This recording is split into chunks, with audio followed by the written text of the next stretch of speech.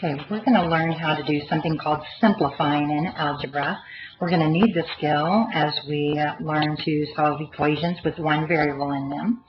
So the first skill is combining like terms, which is basically adding and subtracting in algebra.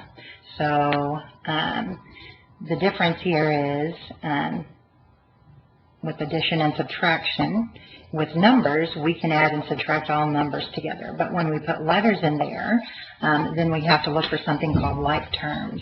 So in this case, in this first one, the 14 and the 5 are like terms because neither of those have numbers or letters behind them. So those two can be combined, the 14 and the positive 5. And that gives us 19.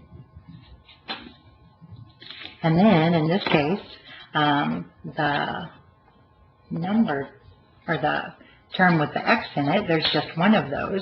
So we've just got to remember that the sign stays with it, and this becomes a minus 6x, or it stays that, and this is the final answer.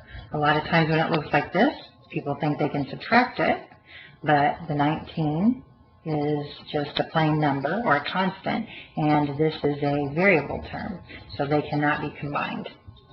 Now, sometimes here we have terms where or problems where the letters can be combined.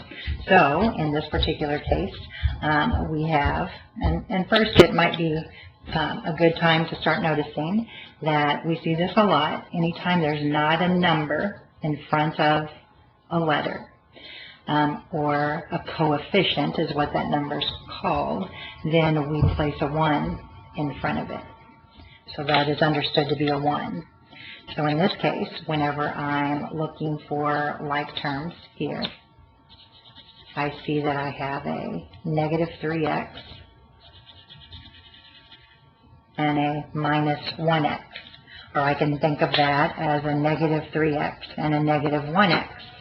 Either way, that gives us negative 4x, because the signs are the same. I add them, and I keep the sign of the numbers that are there. And in this case,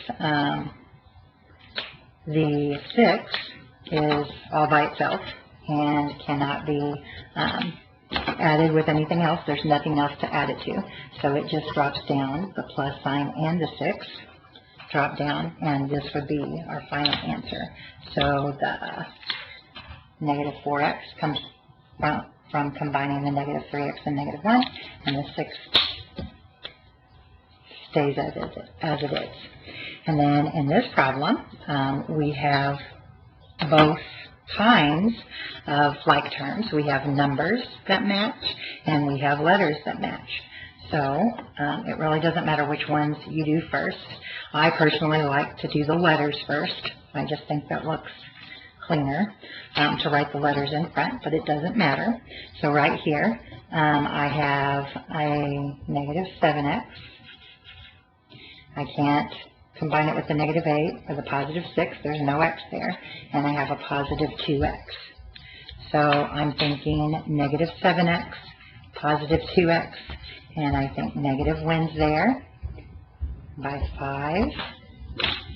So negative 5x is what I get when I combine the like variable terms. And in this case, I have numbers that match.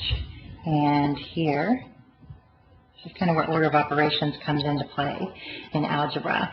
We got to go left to right here. So we read this negative 8 plus 6. So anytime you see a minus sign there, we're doing arithmetic, you can think of that. A minus 8 also means the same as making that a negative 8. All right, because back in the day you learned that a minus is plus a negative. So if you need to change that sign, that's okay. So I have a negative 8 and a positive 6. And again there, negative wins by 2. And that is our final answer. Again, we can't subtract that. So that is what we call combining like terms, which is part of something called simplifying in algebra.